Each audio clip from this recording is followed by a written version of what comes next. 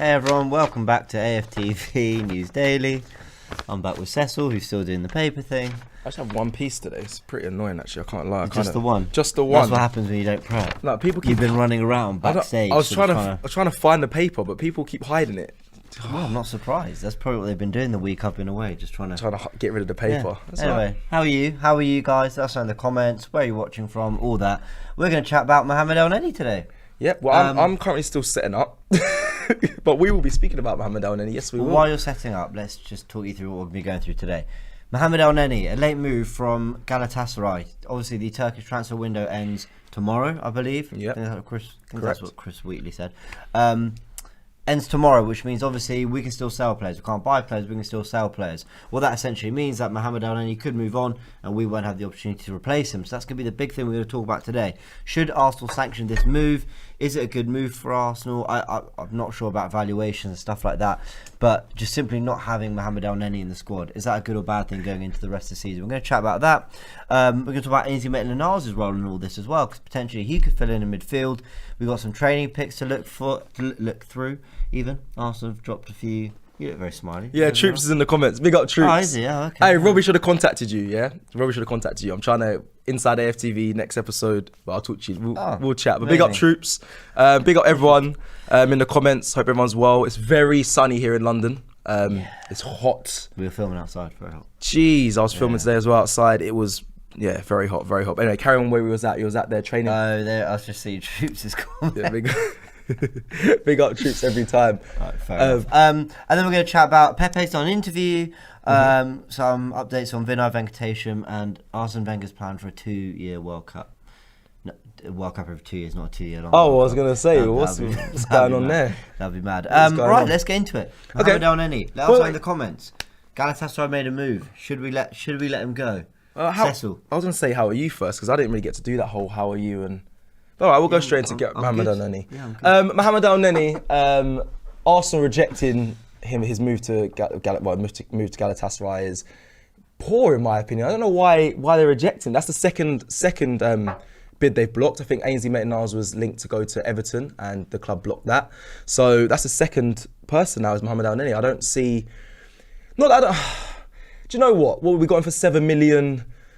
I don't know what he's worth right now. I don't know what they put a bid in for. I don't know how much they were really going for. It was 7 million. Between 5 to 7. Yeah.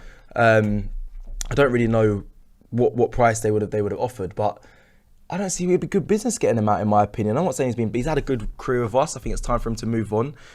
I think the club might be worried about letting off players right now because we've obviously suffered, especially at the back. We've been very weak.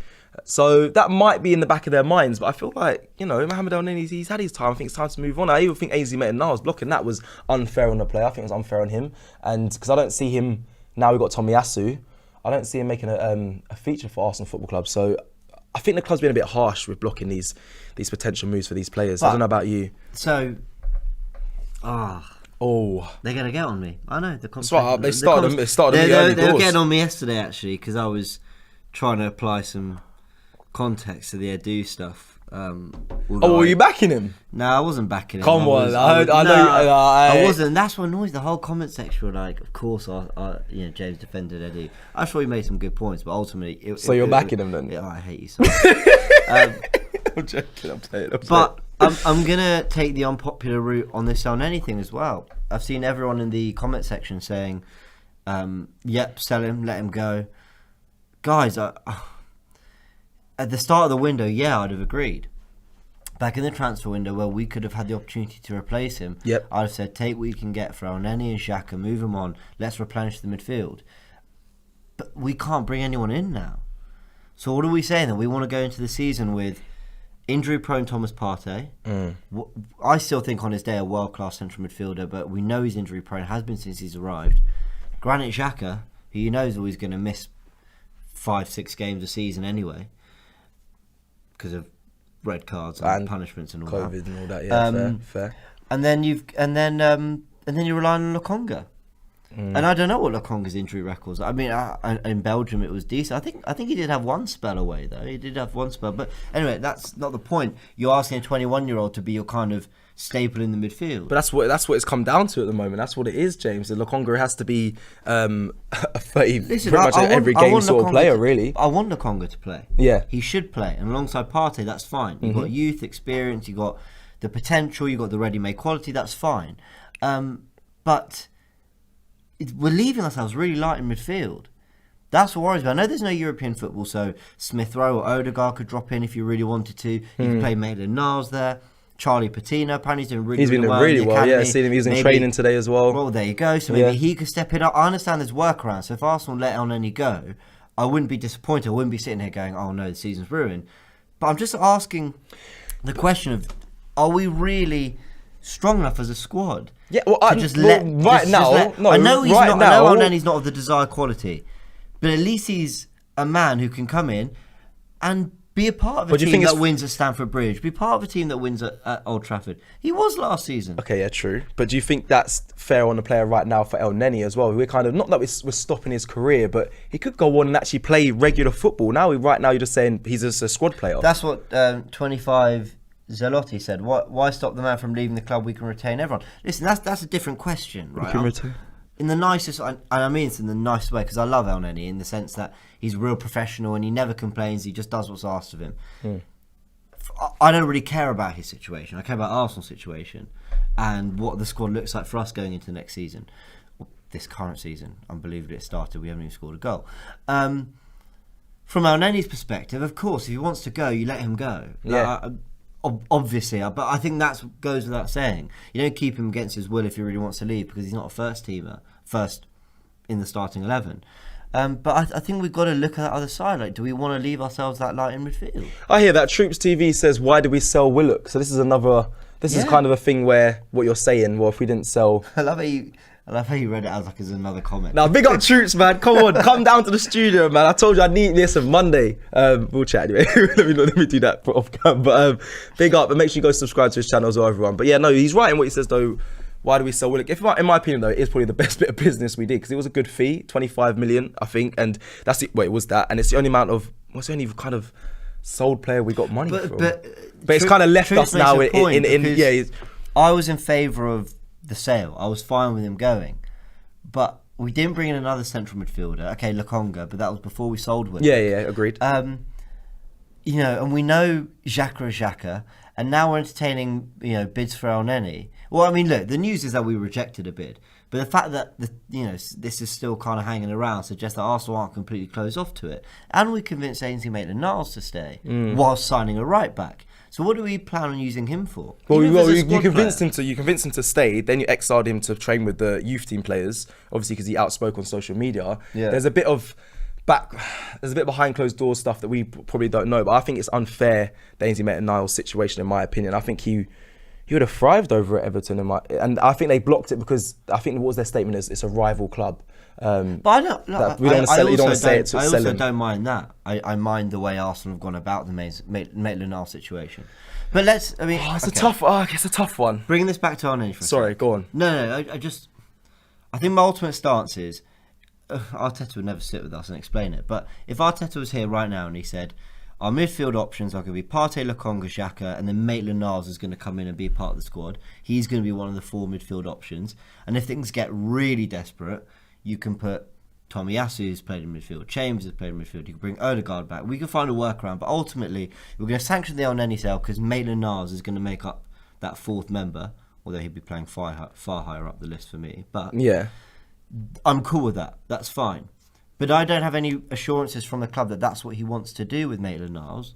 He's been playing Elneny a lot. He clearly thinks that Elneny is important to him in some way. And so just letting him go without the opportunity of actually signing a decent replacement kind of worries me. Like, what are the club doing? Husam Alwal was there. He was there. There's so many questions. Why is Galatasaray starting? Well, yeah, okay. Bro, there's so many things like that just don't really make sense. Okay, there's been some positives, I can't lie, but very, very few. But again, why is Galatasaray starting? Why did Lokonga not start? Why did he get left out of West Brom? We thought he was going to play against Man City.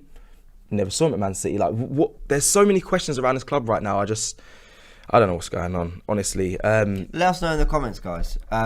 Would they sell? Would you sell it? Would you have blocked the move for Elneny? Would you have blocked it? I think most people say yes, we should accept, any bid that takes Elneny out of the club, and if that's your opinion, fine. But anyone who thinks no, we shouldn't, let us know why. Like, that's what I want to know, if anyone else is looking at this, because if we're going to, we're not going to the attack because we've already gone and lost 5-0. If we go to Anfield, I don't want Xhaka playing in midfield for that game because he'll get overrun. So my midfield is Partey and Elneny. Fair. So this isn't just I would keep Elneny because of numbers. All right, cool. I'd also keep him because I think he's better than one of the options we've got. Who starts most games. That I do agree with. I don't want to. I agree with you on that. They're going to come at me. They are going to come at you. Better at certain.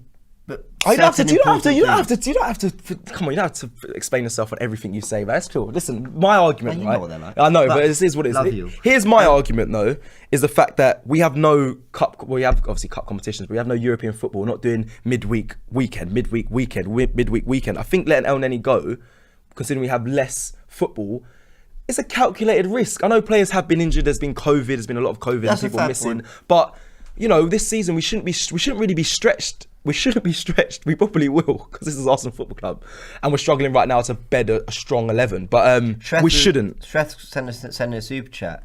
He says Xhaka red card prone, Partey injury prone. Elneny has to stay as a senior. Maitland-Niles is skinny, he says. But yeah, it'd be pretty strong though. But okay, fair enough. I'm skinny. Kolasinac just runs forward, eager to see Tomiyasu, Ben White, and Gabriel. He's excited to see him turn into Prime, Maldini, Chiellini and Bonucci to defend CR7. Okay, quite a lot to unpack there, but ultimately the point about midfield is kind of what I'm saying. I can't depend on Xhaka. Our manager maybe can, but I personally can't. Partey, I love, but he's injury prone. Yeah, since he's been at Arsenal, which is I'm a bit sad. worried about leaving Lokonga as the only option. That's all I'm saying. But Edu did say it's youth. We're promoting the youth. It's all about the youth. We're bringing them through. I hate you. I'll try to have a serious conversation with you. It's the truth, man. This club it stresses man out. But no, what you're saying, Stress. Big up Stress as well. Big always follower. Here. Always here. Always in super chats. Big up you. He's right in what he says there. I have a thing about blocking moves for players. I don't know what it is. I think it's just due to me. Obviously, work with players as well, but that's different. But why? Because if Elneny wants to go, that's cool. But we don't know Elneny. I'm not saying I do know that, but I'm saying. So we're not blocking anything. But if Elneny comes out and categorically says, "I want to leave," and Arsenal won't sanction a deal despite not, wanting to play him as a first teamer, cool, that's fine. But I'm just talking from Arsenal's perspective. I know we say there's no Europe, so we can have a smaller squad. It's still 38 grueling games. We've had 3 out of 3, and they were pretty grueling for the fans, at least. And this is kind of what I mean. Like, it's all well and good saying, yeah, but we can have a smaller squad, but you lose a couple key players. Is he a key player? No. Okay, you lose a couple players, yeah. But you lose a couple key players, and you need your own to come in. So we went into the Brentford game without 6 players, and in fairness, it was 6 of your spine, 2 centre-backs, 2 midfielders and 2 strikers. But even if you lose 3 of them, it then starts to look quite bare in terms of who else can come in. I agree with that. I do agree with that. You still need to bring players off the bench. You still need to mix it up. You still need to alternate. You still need to rotate. So did we do enough in the window, do you think? No, we didn't at all. That's exactly it. Okay, fair. That's exactly it. What Arsenal should have done is let Elneny go when we could have replaced him, and then brought in a Houssem Aouar or a Basuma. Yeah. Or, I know they're different players, but at least someone who could play as a partner for Partey, and then you decide what you want to do with Partey after that. They should have done one or the other. Let him go, or you decide to keep him. And now I think we're in that part of it now. I think we keep him. You think we keep him and just let him ride through? Listen, I don't love it. How long has he got left on his contract? Not long. Not long. I think Can't be long. a year after this. Yeah. So, yeah, we're not going to make a lot of money back on him, but we didn't spend a lot on him, really. 7 million deemed. I don't know if is that deemed a lot? I think he plays. I think he's a £7 million player. I think I think he's kind of I think quite reliable. You expect of him. Yeah, I agree. He can go to Old Trafford and run around a lot and show a degree of composure and get stuck in. Like, I listen. I like Elneny. A lot of players have come and gone from Arsenal. Some who are still there that have offended me a lot more than Mohamed Elneny. Right? Like seriously, there are players that I've wanted gone much quicker than Mohamed Elneny. But it is that debate of, should we take the money while we can? Yeah, that's what it is. I don't know. We haven't had a fee, have we, put in place? No one made an actual bid for him or wanted to talk about numbers for him. Did Galatasaray? They didn't put an official bid, did they? They showed interest. I just know they've shown. I'll just be interested to see what they value. There's a great comment here from Clincy that says the January window exists, James. Rather than having another player who has never been good enough to go on. Do you know what? Fair. Yeah, that's a great point. That's a good point. I forgot that was a thing. Yeah. Obviously, yeah, that's a good point. From is Elneny away as well? Is he away for in January for AFCON? Because I don't know if he is. I don't know if he'll be. I don't know if he'll be in the squad, but he's. He's in the squad. Yeah. So to be fair, who made that comment? Clint, was it Clint? No, Clincy. Yeah, fair. That's a good point. Do you know what? Fair point. Maybe for a few months we could deal with it. So Elneny, if he should have let him go, we should have let him go. That has changed my mind a little bit. Clincy, well done. He's right. Yeah. January window's not too long off. Do you know what? Yeah, that's actually. But we don't trust the club to make the business and do the business in January that we need to replace it. Everything that always seems obvious, and it just never really happens. Never happens. Yeah. But that's a really good point. I've got a comment here from Zaki says James is the next Ty and Julian. Listen, that is nothing but a compliment to me. So thank you. Anderson said he's free in the summer. So I believe he's. Let me just triple check that. Elneny can sign a new pre-con. Super chat from Oscar says, get Elneny out, and if worse comes to worse, I reckon Arteta can do a job in the midfield pivot. He could do a better job there than managing. Shade. Right, okay. Yeah. Look, I think we covered this Elneny thing. Once again, though, none of this has anything to do with... Like, this comment here really annoys me. Zaki, you're annoying me. Thank you for tuning in, but you're annoying me. The fact that James likes Elneny shows how much his standard has fallen. It's not... Don't let him get to you, man. I've got Cecil out. Put Cecil in the bin. I've had all of that, man. It's what it is. Thanks for tuning in. Love you, Zaki. Make sure you hit the like. But it's not... This isn't about standards. I'm talking just about squad depth. I think our standards have dropped, though, I think, as a fan base, as a whole. Personally, I can't speak for everyone. I don't represent everyone, but for my standards definitely dropped. We was arguing about Cedric and Callum Chambers and Bellerin last week, me and Robbie, going at each other. Yeah. And I was just like, we're really arguing. Well, our standards have... listen. You know what I mean? Yes, because what would have been acceptable 4 years ago, 5 years ago isn't acceptable. Top four used to be like, it's only top four, and now it's, yes, we're in the top four. Yeah. Now let's push on, as Turkish was rightly saying yesterday. Don't see that as the end goal. But the point I'm trying to make is, to sum up this whole Elneny thing, it once again just shows how incompetent the club have been in their recruitment in key areas. I think they've done some good business this summer, but ultimately they didn't address really important positions with real quality. And now we're in a situation where we're actually debating, and whether you agree or not, I think personally putting up good arguments why we should keep Elneny, despite all summer saying, we'd have taken the money for him. Because we've now left ourselves in a position where it's like, actually, maybe we have to keep him. Yeah. He'll definitely be used. He's going to be used in the time that between now and the January window. But Clincy guy did make a great point by saying, Clincy turned it around for me, actually. I would, on the basis that Maitland-Niles will play in midfield, or can play in midfield, and there's a January window to address it properly. Yeah. And there's no European football to play in that. Exactly. So that we can get October, November. It'd be quite a smooth sailing for the team. Just one game a week. So we'll see. Big up Joey AFC, Largy in the chat as well. Big him up, and big up everyone showing love. That's the way forward in this. Thank you everyone sending super chats. Super chats going off. I don't know if you. Which one did you just take? Sorry. I didn't take any of them. I just said big up. Okay. To the people. Well, Cal says I would much rather see Maitland-Niles or similar grow in that role than Elneny. Again, very fair point. Shreth says Arsenal Football Club is now kindergarten FC. We capitulate mid-games because Arsenal have no steel and no seniors to absorb pressure or handle it. Elneny has good attitude. I think people need to realise that Elneny has done some good at the club. I mean, we're so quick. I think he was picking him up there though, wasn't he? Yeah. I'm agreeing with Shreth. And as I said, played very well with Thomas Partey. When we went to Old Trafford, United were on good form. Went to Stamford Bridge, Chelsea were on good form. It was a slightly weaker Chelsea team, but they still had very good players out, and he performed well in those games. So there's some. I really don't like when a player's not at the highest caliber or necessarily first team level that we then immediately say, well, they're terrible, they're poor, they're not good enough. Yeah. There exists something in between that. You're not a bad player, you're not a great player, you can do a job. And it's at the end of the day, football's 11 men on the pitch. Like, not everyone's going to be a world beater. Like, that's how it goes. Like, the people make careers.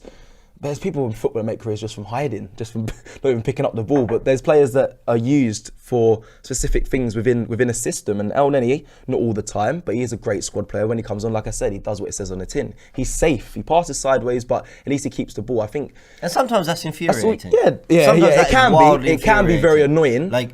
But it also can. If you keep the ball, keep possession, also can lead to great attacks and great goals and great wins. So everyone has their purpose. Like I said, not everyone's going to be a world beater. You know. Yeah, that's my point. I completely agree. Oscar with another super chat says, "Why have we let both Guendouzi and Torreira go?" I completely agree with that. I'd rather have my nan do business than Arteta's and Edu. I would much rather have let Elneny go and give Torreira a proper chance. And Guendouzi. Really? Yeah. Interesting. Yeah, I would have done that. Torreira's okay. Yeah, fair. So fair. I disagree, but we're not going to need to go into it too much. Saim says Elneny / Xhaka allow Partey to play advanced roles. We can't compare CDM so casually. Better to think how it will affect strategy. I think it's true that there's some good points there, Saim. I think Elneny does allow allow Partey to maybe get forward a little bit more. Cause I still don't know what role Partey's going to play. Yeah, no, I don't know either. Okay, thank God. I really thought it was just me, but I was like, I don't know if he's going to play the sit-in defensive mid or if he's going to play the box-to-box defensive midfielder. I'm still intrigued to see what style he goes with or what Arteta thinks is best for him. Because I've seen both, really. I've seen he can do both, but, We'll got a couple of good comments here, back to back. Cal says Elneny has too low a ceiling. He kills the flow and he makes a lot of mistakes. I think there's some truth to that. I know what you mean about killing the flow because he's quite slow on the ball. We've got Kartik saying Elneny is a great sub to have. If we get a card, I'd have hope seeing him come on, keep the ball and be that wall. If you're looking for step overs, nah. Yeah, very true. Ab says Elneny is a loyal squad player and we should respect him highly for his efforts. Shannon says the players Arsenal got don't match the tactics. I think there's truth in that, absolutely. Gunning you down says Torreira over Elneny any day. And then M. Ali says Torreira disrespected the club, saying he didn't want to play, bye-bye. Yeah, that was going to be my argument, by the way. So I couldn't go into it. He said he didn't want to play for the club. And I think he's better off returning back to it because I think he wants to go back to his homeland anyway. Some great as well. Comments. Yeah, there is some good ones. Really great comments Abraham123 says honestly Xhaka should go before Elneny. I thought you choked. I know that's what you very much agree with that. And I'm not gonna say it. But Tasia says don't be surprised if Odegaard and Partey start in the midfield. Odegaard and Partey in the midfield. I mean, not in a two. I mean, it could be interesting. It depends if we have to change formation for it to really work, but it'd be interesting. Super chat from Gio says all this midfield talk doesn't matter as long as Xhaka is there week in week out. The attack will be too slow. I think I agree with that. And there's some interesting things you were saying about Partey there. Not super chat, just a comment from Josh says, I think it's a waste to have Partey play as a sitting midfielder. Although Yash says Partey as a pivot, Lokonga as a holding, linking play with Odegaard and ESR would be a decent midfield if Partey can stay fit. The only issue is the defence and the forwards. Anyway, interesting. Some people saying, Boa says Elneny does a job. Jazar says, I don't rate him, but I believe Elneny started all our wins against top 4 teams last season. He started when we went to Leicester and won. He started when we beat Chelsea at home. He started when we beat Chelsea away. He started when we beat United away. Yeah. Might have a point. Would you trust Lokonga to play that defensive mid role? Would you trust him to get the ball off the defenders and basically be the pivot? Or would you rather have Partey? Would you rather have Lokonga as the pivot, so picking up the ball from defence, pushing it forward, or have Partey do that role? Lokonga. Has to let Partey express himself. Serious, yeah? But I don't know why. Okay, fair. No, listen. Sounded quite fun. It sounded quite. Do you know what I mean? Sky Sports James B. Sounds quite fun. No. Sounds like a laugh. Yeah, well, listen, whatever we say. I'm smiling because it's a different midfield. Yeah. And whatever we say, it's not gonna happen. Please, can they start? Do you think against Norwich? Do you know what we might actually see against Norwich, guys? We're gonna go into some training picks after this section. Lokonga and Partey in the midfield, Ben White and Gabriel in defence. Well, let's go into it. Let's go into the training picks. If we could just Arsenal have been training, which is good because they need it. Norwich on Saturday, 3 p.m. kickoff. Yeah, we've got some training picks. Let's bring them up. Let's get them going. Let's talk through them. Let's talk about. We're just having some production. Just going to quickly pop them up. And we're just going to talk about some things we might have noticed. There we go. Here we go. Now see what I'm liking. Gabriel and White both wearing a bib. Okay, so you look at that then. So you look at the They're bib. training together on the same team. Yeah, I like that. That's smart. That means they could be potentially in the same team for this week on Saturday. Listen, we're wildly overreading it. We are overreading it. I actually believe the best time to look at training pitches is on the Friday because that's when most teams technically do shape, where they'll basically prepare for the game, do the tactics, do the playing patterns, and that's it. And hopefully, I don't know if the photographers always give us the images for that, but it is good to see Gabriel and Ben White, like you just said there, both in the same team. But we've got Lacazette and Chambers there on the opposite team. Would they be starting? Well, I made a prediction in my Who is Takahiro Tomiyasu video, which comes out tomorrow at 7 a.m. Look out for it. I made a prediction that Callum Chambers will start against Norwich because I think he's the most like for like with Tomiyasu in terms of centre back / right back. But who with Tomiyasu? Chambers. I think they're quite comparable in terms of the position and the way Arteta will use them. James.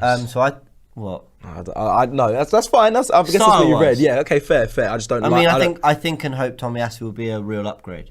Yeah. I just hope he's alongside. I hope Ben White and Gabriel in that centre back position. So I don't think Lacazette or Chambers will start. Okay, good. I think Aubameyang and I lie. I think Chambers will start. I don't think Lacazette will start. Yeah. Okay. Do you have any more pictures? Yeah, we have another one popping up right now of the main man himself coming back from injury. He should be featuring Partey. Thomas Partey. Partey. Training. Yes, he is. You know, he got injured. I think. Well, he suffered an injured quad back in that last season. I don't know what the injury was this season. It was ankle injury in the Chelsea friendly. Yes, and Ty was going crazy. Yep. Saying, I don't know why they targeted him. Ty and his conspiracies. But yeah, Partey is back. We are likely to see him against Norwich because I believe I read an article before they played an in-house game, Arsenal against Brentford. We won 4-0. Woohoo!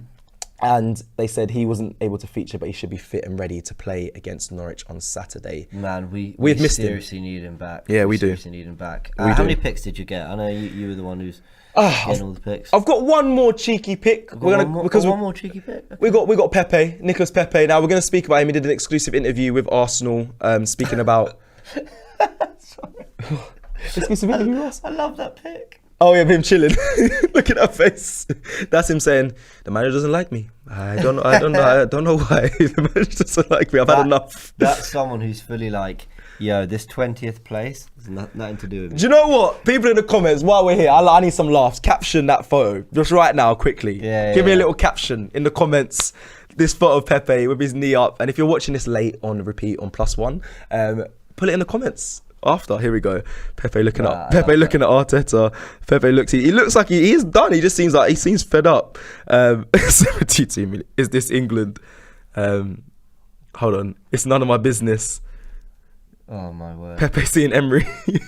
Right. This England? While you're going through all that, you just make note of the best ones. Just a last word on training. Olayinka, Patino, and Akinola as well. 3 youngsters who were involved in first team training. So, big up. Wishing them all the best. I know Patino's been called up. He's been doing wonders. I think he played in that in-house game against Brentford. He played in that. Yep. And so did Amari Hutchinson. Now he needs. I don't know when. Maybe against AFC Wimbledon when we go to the third round of the cup. I think he needs to have some sort of feature. He's been playing really well in the under-23s, and he should be really in youth team. But he should be under 23. Some of the comments here saying Michael F says, when Arteta is still in a job. Oh, I shouldn't laugh. Jimmy says, draw me like one of your French guys.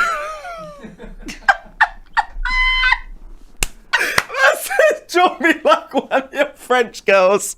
No, that's one it. Liam says, you want me to defend. Oh my God, I've got tears in my eyes. Someone says, what's the bloody formation? Joe says, Kolasinac starting again. Someone says, why am I here? Pepe looking at Chambers defending. Hold on, Ash says, does this work for you, baby?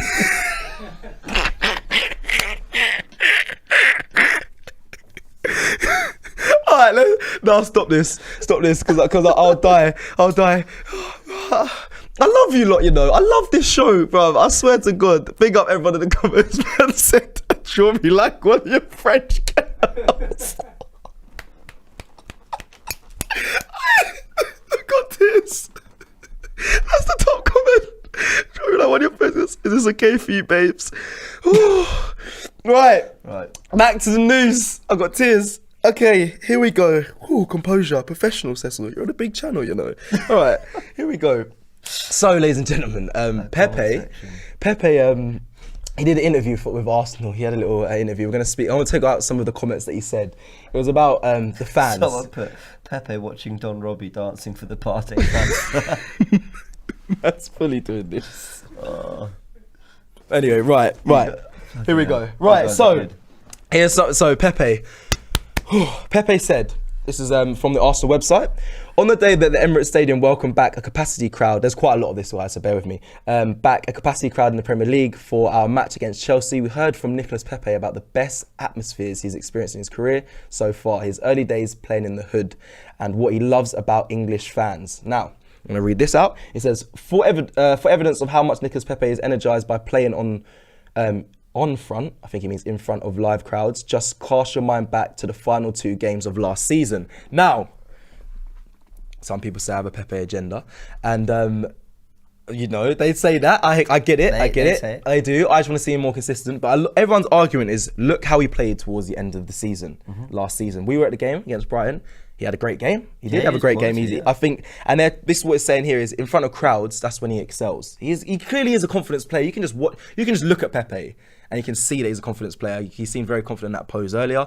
You can just see he's a confidence player. So I guess he really does enjoy playing in front of the crowds. I'm going to go on and read on. It says, our trip to Crystal Palace on the penultimate match day was the first time we had played a Premier League match in front of more than 2,000 fans for 14 months, back in the pre-pandemic days. Oof, not nice days. Nico marked the occasion in a superb style, scoring twice in the 3-1 win. That's the first bit.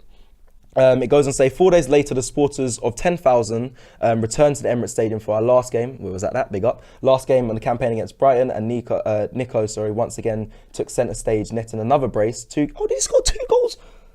In back to blimey. Oh, okay, fair. Maybe I can be a bit harsh. 2 games with crowds, with the crowds, 4 goals scored. A natural-born entertainer needs an audience. Same with Aubameyang. I did think. What were we laughing at? What's going on? Nothing. People are usually still reading the comments about the phone. No. So they're saying he's a natural-born entertainer, and I think Aubameyang is the same with that. However, we've had crowds back, and he still hasn't really turned it on. Saying that, West Brom, he did look sharp, Aubameyang, but that is West Brom. People say B team, so we can't get too ahead of ourselves. But Pepe, is clear that he thrives from having an audience. Last 2 bits, sorry, excuse me. No worries. I was going to say you could read the full thing on Arsenal.com. But yeah, instead I've took screenshots and read you the whole thing, so you're good. Yeah, but I'm going to read. I like to take out, good extract. You'd be hard pressed to find many players who said they enjoyed the experience of playing in empty stadiums. Very true. I spoke to many players as well. They hated it. But Nico admits that he especially missed the buzz and the energy of a live crowd brings. The pressures of having a crowd makes you play better. This is interesting. For me, anyway. He begins, you concentrate more than you play with a higher quality when there's crowds. Last little piece, it shows you and the fans really care about you. It makes you really feel part of the club. It pushes you, and when you hear them singing your name, it gives you extra push. It really makes you want to score a goal and return a favour. I love the crowds in England. He adds, they are closer to the team. No, they are close to the team. In France, I don't feel like that. Here, they are really close and they truly support the team. They keep going and they push you, whatever the action is. If it's an attack or a good pass, it doesn't matter. They encourage you. That's the difference. He's bigging up the fans. That was a really positive interview. I mean, listen, it's on the club's website, so of course it's going to be. But I think I agree with a lot of what you're saying there. I can't imagine playing 50 games a season, in a real sterile atmosphere. There's no fans. All you can hear is your coach shouting and everything. I can imagine it's difficult to motivate yourself as it is when there's a big crowd. And, I think he explained that well, and I'm glad he sounds like he's feeling happy. Let's be honest. Let's be real. Which is what I want. Let's be honest. You've been to a game since we've been back. I've been to a game since we've been back. Big up Robbie as well for that. Let's be honest. The crowd they haven't been hostile. No. When we've been there, I haven't actually seen any hostility towards, even though they should be. Not they should be. It's the wrong thing to say. But we're not in the best position right now. But we're clapping. We're staying. We're clapping the players at the end. Mate, I was at the Etihad. Talk to me. I was there with the fans, and I was I surprised? Arsenal fans get a lot of stick, actually, in the media, in general, kind of the way Arsenal fans are looked on isn't always the best. And I think it's really harsh. I think we've got one of, if not the most amazing fan base in the world. I love Arsenal fans. And at the Etihad, for a second, I was surprised that there was sort of such a round of applause not a round of applause, but we were clapping the players. We were kind of almost thanking them for their efforts, despite them being terrible and losing 5-0 and going another game without a goal. But we were there to support them. And I do think the players I love that Arsenal fans did that. But I think the players are still getting off a little lightly with... a little? You're very... With kind of the way... With the way the season started and the way the fans have actually continued to show their support for the players. I wonder if that's because the focus is more than ever on the manager, on Edu, and then on the Cronkies as well. But do you think the players should be getting away with what's being put on the pitch? Because in my opinion, a lot of them should be not blamed, but they should be definitely accounted for some of the performances we've seen. Let's be real here. I'm not. That's not me. Sorry, that's not me saying you should be booing them and slating them when you're there, because you're a fan. You do your own thing. You make your own decisions. But like I said, I've been at a game where it was 6-0, so everyone was cheering, everyone was happy. But you went to Man City, we got battered. We watched it here. We saw fans clapping. We saw fans stay behind. And I don't think it's been too hostile. Even when we did the Brighton game, that was the last game of the season. Everyone was in good spirits. I think Arsenal fans actually have quite a good understanding of what's wrong at the club. And I said this after City. I feel bad saying it. It feels kind of rude to be saying it, but we saw Chambers holding Kolasinac start as a back three and struggle. No one learnt anything new that day. And so there wasn't a frustration at the players because... Was it expected then? Is that what you're saying? You just were like, oh, it is what it is. We've seen it before. We've seen it so many times But before. does it not hurt you that you got up at 5... I know what time you got up. 5 a.m, 6 a.m. to go meet, like... Yeah. For me... And guess where all my frustration was? Mikel Arteta. And then Edu. Serious? And then the people upstairs, Dan Kroenke. Yeah. I can't keep getting angry at the players. Like... I find that interesting. Yeah. And I think, yeah, sorry, this is all led from the Pepe thing, talking about fans and stuff. I think fans have been very patient. I think extremely patient. But I think Norwich is different now. I think this game on Saturday is big for Arsenal. Like they have to win. And they have to win well. And if they don't win, this is it. I asked Robbie this question on the last stream. If they don't win, are you where do you stand? Let's just start with that. Where do you stand if they don't win against Norwich? I felt the manager was lucky to stay after Villarreal. I think he was very lucky to stay after Man City. If he gets a draw, same. Yeah, like he's lucky to be in this job. For me, it needs a massive turnaround because he's on borrowed time anyway. Okay. So I hope he turns. So in the next 3 games, I want the manager. I want Arsenal to win games. Yeah, let's do this. I did this in my ice bath. For the next 3 games, so we take on Norwich, we take on Burnley, we take on Tottenham. What is your points minimum? 9. No, serious? Yeah, serious. Oh, serious? And we've got Brighton after that. He's got to win them all. I swear. Yeah. I'm smiling, but I'm serious. He's got to win all So of in the them. next four, then Brighton after that, you expect 12 points. In the current side we have 12 points. Burnley, who we didn't win against last season. Tottenham, who are they're top of the league right now. You expect 12 points, yeah? Sticking with that? No, I don't expect it. It's kind of what I demand. Okay, fair. I demand 12 points. Fine. Go into the next international break, 5 wins in a row, because you include that AFC Wimbledon Carabao Cup third round game. Have more wins than losses, score some goals, climb up that table. We haven't scored in the league yet. Teams around us will start dropping points, and if we start winning those games, we'll start to close in on them. Okay. But this is the one thing that's wound me up more than anything about... No, it's not more than anything. I was going to say, it's wound me up a lot Oh. about Arteta's kind of time in charge. He's never gone on a run. He's never gone on a really impressive run where you start shooting up the table. Please don't tell me 5 wins at the end of last season. The season was finished. but that's what I get told. Everyone's listen. These players played really well in the last couple games of the season. We went from 11th to 8th. I'm talking about he's had a lot of very, very bad runs. True. Now I want to know when his first really, really good run is going to come. Like, when is he going to win 7 out of 8 or 7 and 2 draws in 9? Is it unfair to judge him until he has his full squad once all the players are back?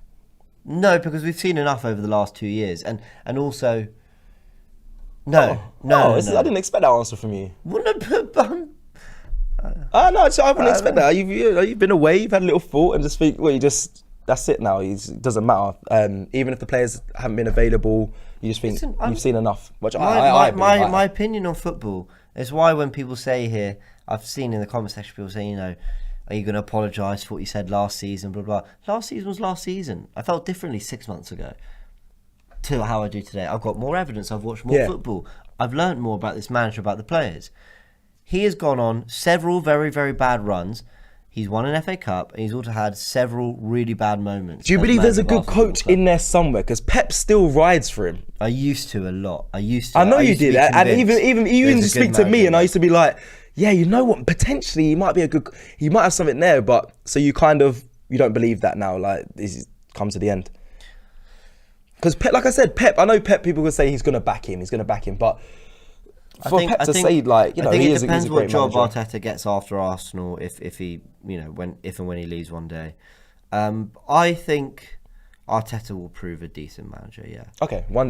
Yes. Okay. I think he'll do something in the game. This just not. You could argue he has already. He's won an FA Cup. A lot of great managers haven't won anything. So there's that. But yeah, to go back to what you said, I've given Arsenal players and the manager and a lot of coaches and people at the club the benefit of the doubt more than most. Like, I've really given the benefit of the doubt. I've always tried to look for whether that excuse has some weight to it or there's some context here or whatever. Now I'm at the point where no more excuses. Yeah, fair. That's all I'm saying. No more excuses now. It's got to work. And I want it to. I'm not one of these guys who's like, that's it. I've said Arteta should go, so until he goes, I'm not happy. No, if he wins the next 5 Premier League games, might start to turn me around. Yeah, Lee did say that as well. He did say that football can change very quickly. You win the next. If his next 10 are 8 wins, a draw, and a defeat, am I turned around? Yeah, probably. Yeah, because he's put together a really good run as he got his full strength team back, as he got the right back he wanted, and he's had a big summer. And I'd say, cool. Yeah, let's let him carry this on. But obviously, like, I don't think anyone's opinion on a manager or player should be too binary. I think you should be open to changing your mind on these things. That's all. Fair. I'm just going to quickly. Sorry, I saw in the comments.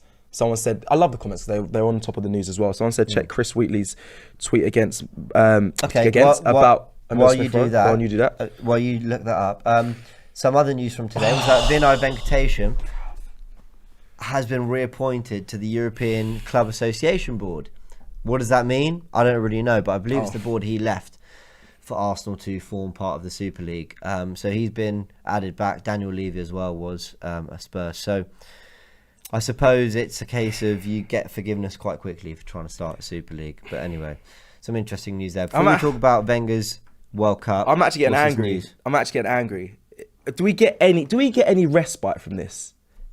I don't know what it is. Is it a curse at Arsenal? I don't know what's going on, James. Okay, so just to inform everyone. So, Emile Smith-Rowe misses out tonight. This is for the England under-21s due to feeling unwell.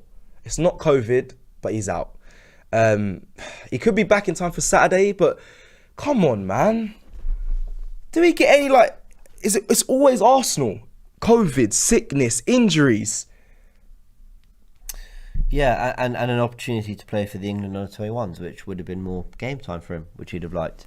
Yeah, it's disappointing. Obviously, I hope he's all right, and I hope he's back for the weekend. Just annoying, man. Yeah, but I know what you mean. Like, I think this is Norwich because he's unwell. What is going on at this club? It is wild. Who else was? Granit Xhaka tested positive for COVID. Yeah. There's loads of players that come back Pepe missed the last game he was ill. ill. Illness, but it wasn't COVID. It's unfortunate. Listen, I hope they're all okay, but it's wild. Yeah. It's getting annoying. Can't lie. Super chat from Touch of Awesome says, Arteta won't be out for another 4 months at least. I don't think that bothers me. He'll get better very soon. I mean, if he's here... I hope you're right. Yeah, I hope you're right that he gets a lot better. Yeah, if he's here, we want Arteta to succeed. I think Robbie spoke about this as well. He's a young manager. He's an ex-Arsenal player.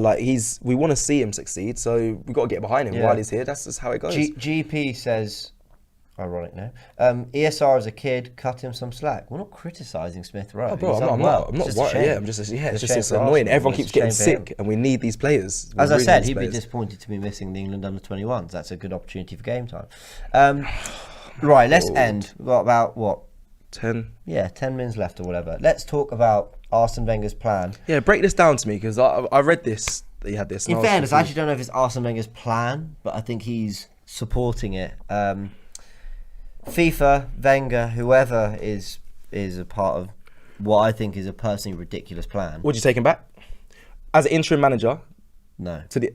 Whatever happens, don't go backwards.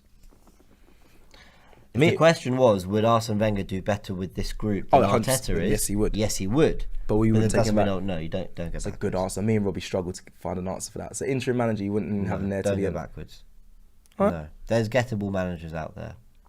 You'd have to tell me that, some really poor managers were the only options, if not Wenger. Well, that's kind of where we're sat right now. Unless I think Conte is the dream. It's not gonna happen. That'd be like bringing in Ozil on deadline day. That'd be like, wow, Yeah, it would. It'd be massive. It'd be massive. Then there's a Brendan Rodgers. I think with the right money you can lure away and the right project. Really? Yeah, I think you could. You'd have to do some convincing. You have to do a lot of convincing. You'd have to wait till... You have to make sure Leicester aren't in the middle of something important, but yeah. And I think Graham Potter would be worth a shout. Or Ten Hag, or... Ten Hag. Atalanta. Ten Hag I can work with. Graham Potter. Gasparini, that's it. So there's options. Right, anyway, sorry, back to the World Cup. Guys, let us know what you think. A World Cup every 2 years is basically the suggestion. Now... How do I feel about that? I was listening to the radio and some good points were made about why a World Cup every 2 years could work. Now, there was one argument that was starting to play on my mind. A footballer's career is so short. And a footballer's career at the very top is even shorter. Now, if you're... And I was going to think of an example, I can't remember one. But there are players who... You know what, let's use the World Cup. Maybe in 2010, they were 18, so they weren't old enough for the World Cup, right? Right. But then in 2014, they're 22, and they're ready. They could be playing for England, and they get an injury. They get a bad injury. They miss that one. And then by 2026... Yeah, they're 20... What, they're 26? 20, sorry. Sorry, they're 26, you mean? They're 26, this and is then their in prime? 2018... Is their prime? Yeah, they're in around their prime, but maybe they've not been as good. Maybe the last... 6 years hasn't gone or 8 years hasn't gone as well as it should have. Maybe they have another injury. Maybe other players have developed. The point is, actually, the chances of going to multiple World Cups for your country are actually very small.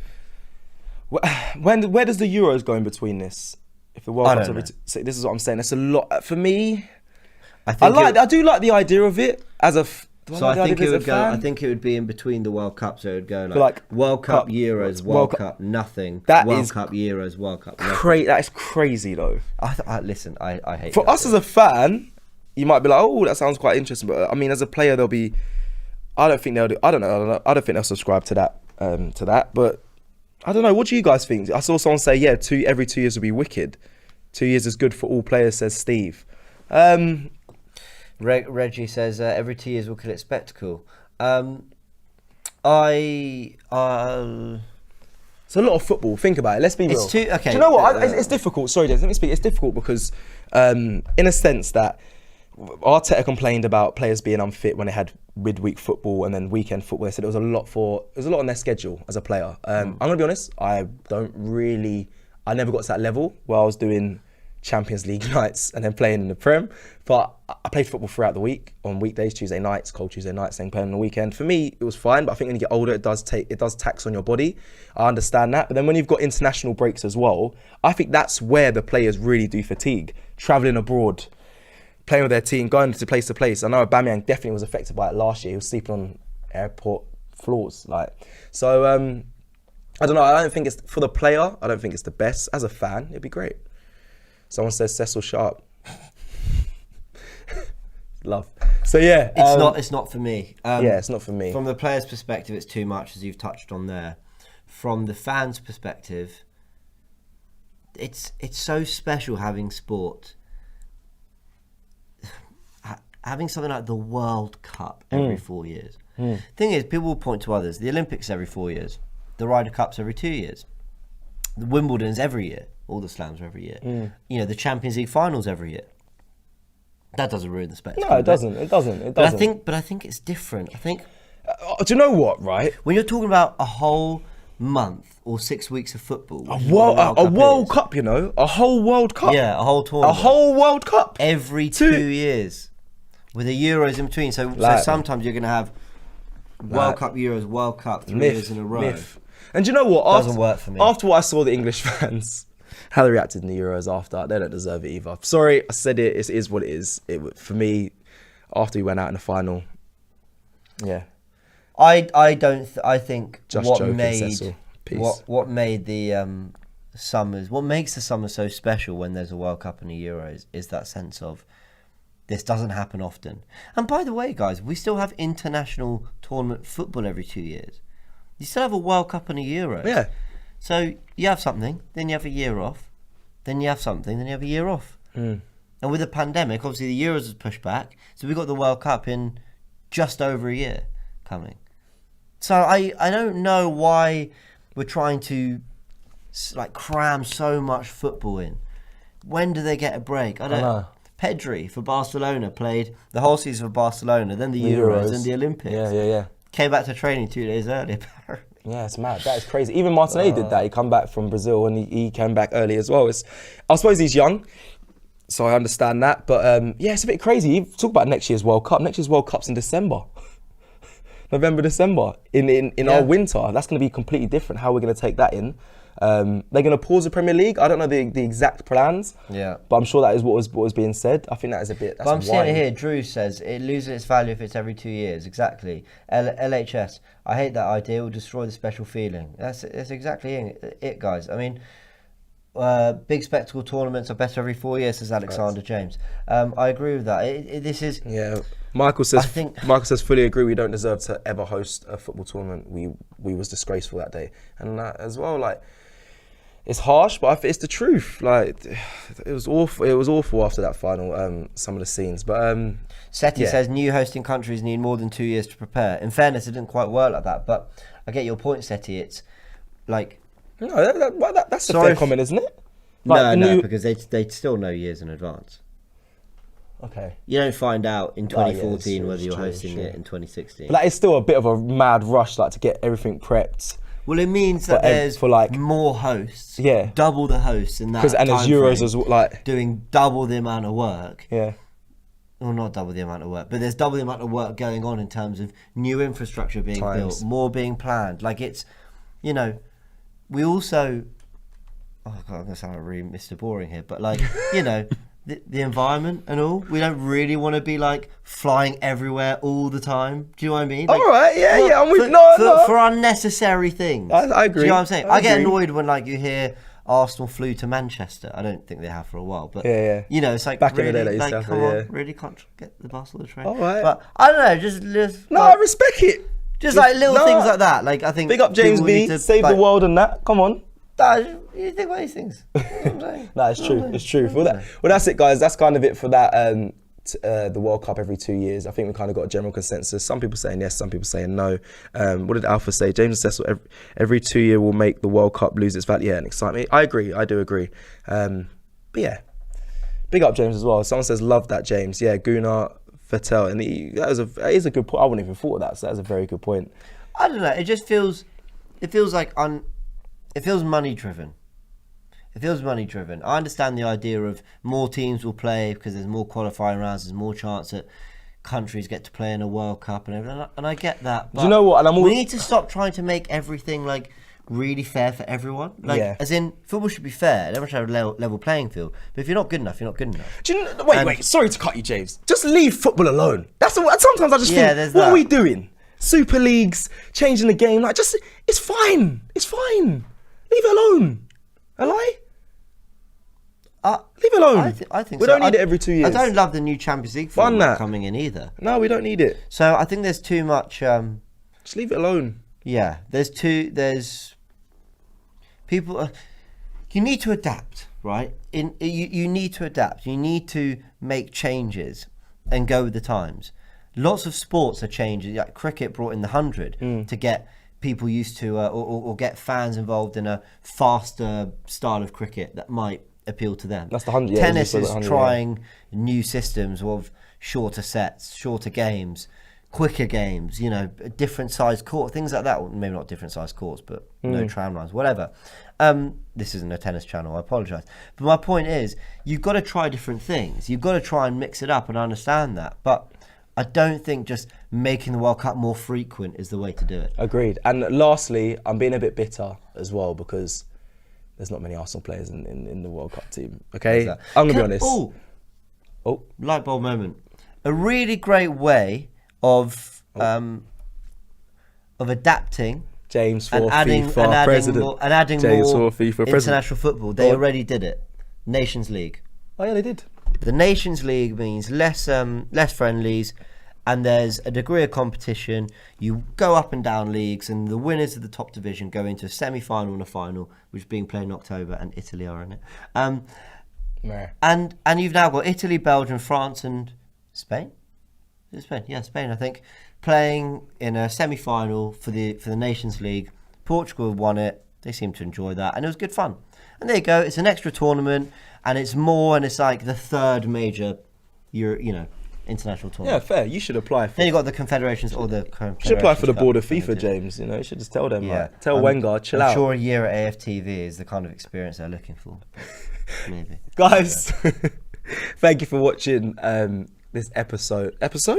Can't call it that. This new show with me and James on News Daily. 7 News Live. What do you call it? 7 News. 7 Live. 7 News, Live News. Before we go, please can production just end this stream with the image of Pepe posing, because that was my favourite moment of the day. Thank you for watching. We'll see you tomorrow. Peace.